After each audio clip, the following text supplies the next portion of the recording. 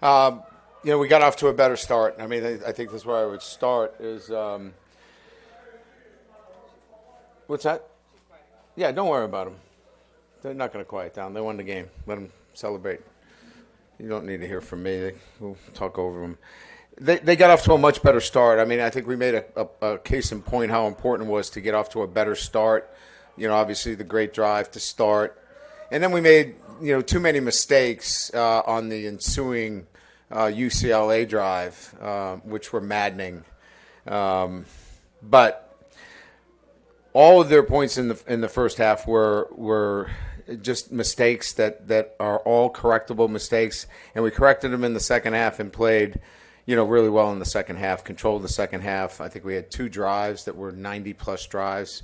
I think that's hadn't done that here in, over 20 years. So over 20 years. Who's been here for over 20 years? Yeah, you guys don't, you raise your hand, but you don't know. I'm giving you the information for the first time because you guys act like you've been here for 20 years. No, I knew it.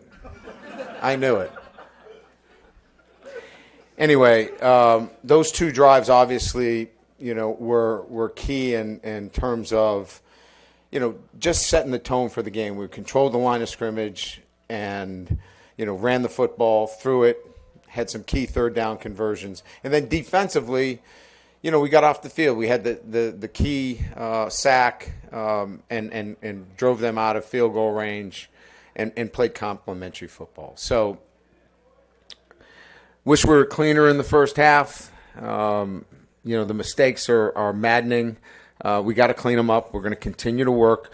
No, those are the guys we got. There's nobody getting traded. We're not, those are the guys we're going to work with, and we're going to just keep coaching them, and we're going to keep working with them, and they're going to turn the corner in terms of listening and trusting, and we're going to keep working on how to put them in a better position as coaches and get ready for South Alabama. But it was a good win, and pleased with the group in terms of the way they started. So with that, we'll open up the questions.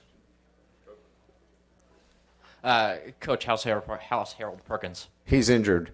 We don't know. I mean, we'll do all the diagnostic testing tonight and tomorrow, and we'll have a better answer for you when we do our presser on Monday.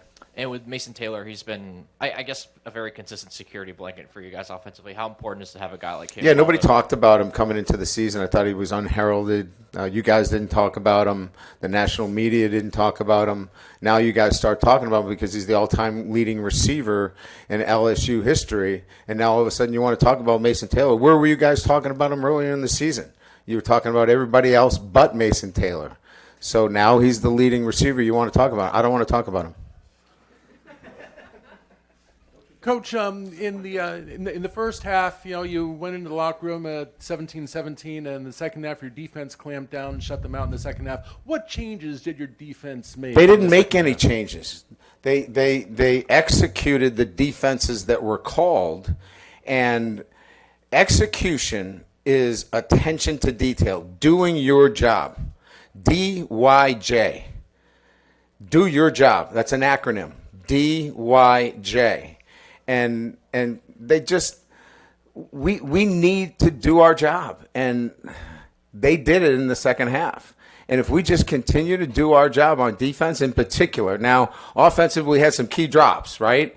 I mean, we got to catch the football, and we got to make the timely calls offensively. We got to coach it, but doing our job on defense was the biggest difference from the first half to the second half. Coach, right here. You talk about Savion Jones and Braden Swinson. I know the front seven played well, throughout the game. But what do those guys give you, and how has Coach Peoples just really unlocked their pass rush moves? Well, I think that a lot of credit should go to Coach Peoples and his ability to teach the technique necessary for 2 different kinds of players.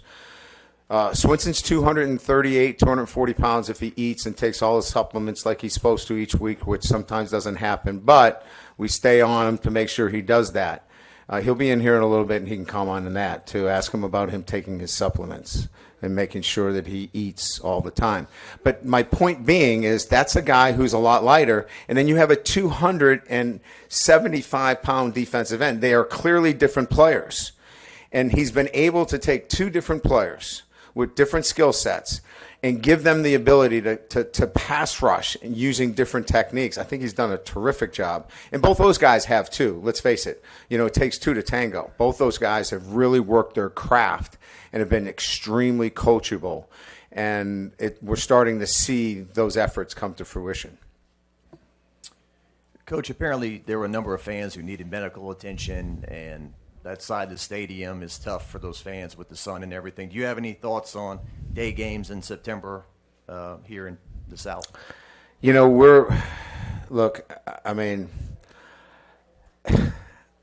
My comments would be, the TV schedule is something that I have no control over. I'm sure our administration gets a chance to weigh in. We would prefer, later games, but we're beholden to what the national audience is. That's the best I can do. I feel bad. I hope everybody is okay.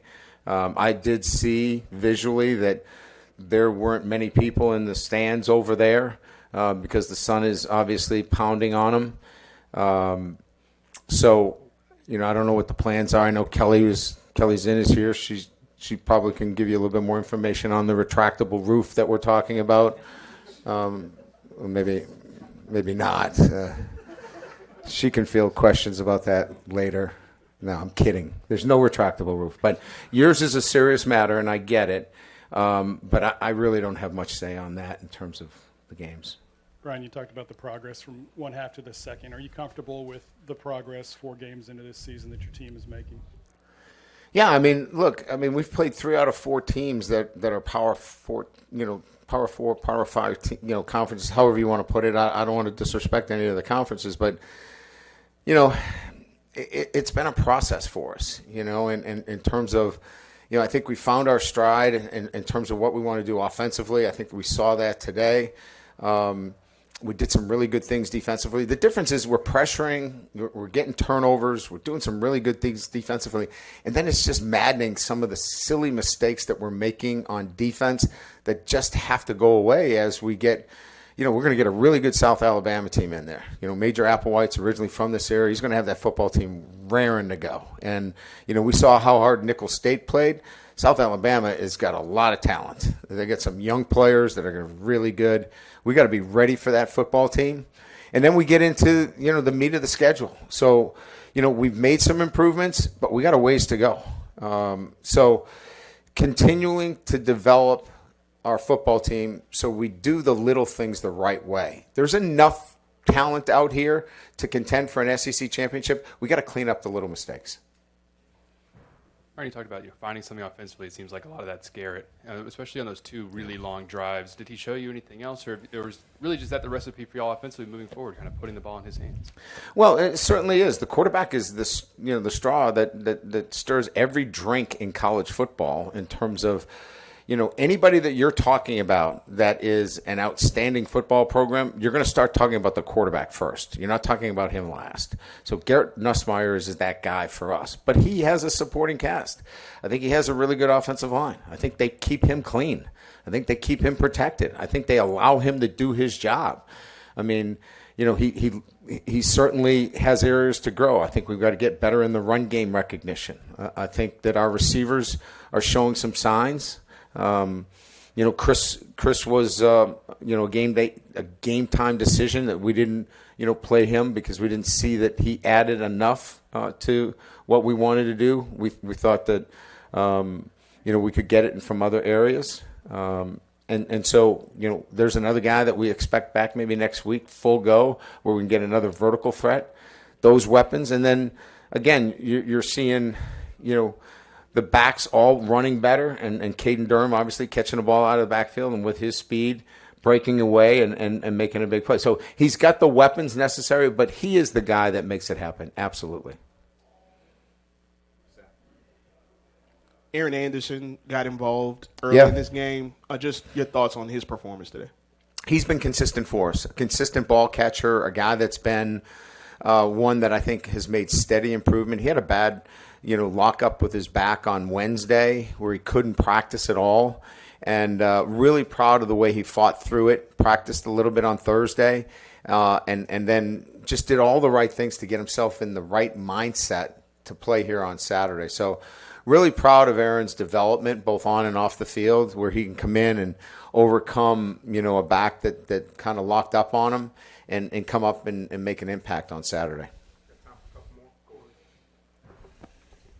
Brian, if Harold isn't able to go next week or potentially even longer, how do you guys help the guys around him not allow that to be something that really factors into how they play? Obviously, with him being a big piece, a leader on that side of the ball, how do you not allow that to get them down? Yeah, we've got great leaders with Greg Penn.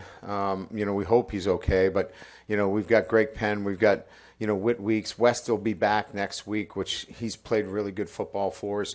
So we can still stay in our Buffalo package. We can go back into our dime package, dropping Major down. So we've got a lot of options there. We hope he's okay. We hope he's back for us. But we'll be able to move into other packages that resemble what we've been doing. Yeah, you guys have improved your run game a lot since the beginning of the season. Thank you. I think you're the only one that realizes that, other than the 800 million people that want us to run it better, but thank you. Can you just talk to me a little bit about what's changed for you guys in that aspect? I just think opportunity, and I think our backs are seeing it better. Part of the running game is the comfortability of those backs to really see holes and make some people miss. And again, that's not a veteran group, other than Josh. Those are young players that are, gradually coming into their own.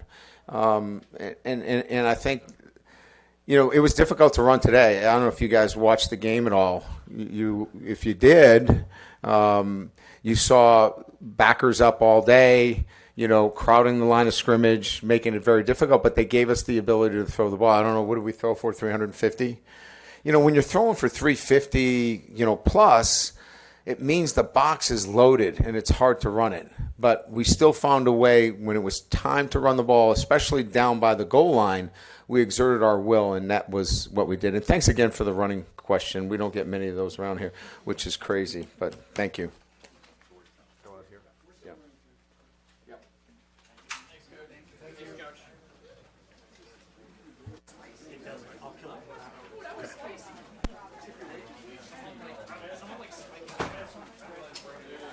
I think we're moving this out of the way.